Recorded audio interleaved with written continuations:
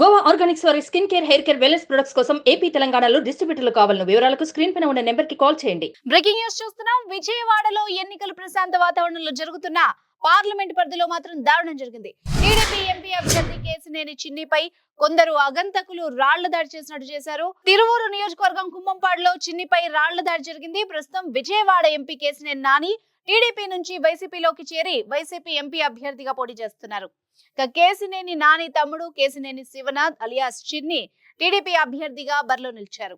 ఈ క్రమంలో ఆది నుంచి వాళ్ళిద్దరి మధ్య మాటల యుద్ధం జరుగుతోంది. ఇప్పుడు చిన్నిపై రాళ్ల దాడి చేయడం చర్చనీయాంశంగా మారింది. సుమన్ టీవీలో మీ పర్సనల్ అండ్ బిజినెస్ ప్రమోషన్స్ కోసం కింది నెంబర్ కి కాంటాక్ట్ చేయండి.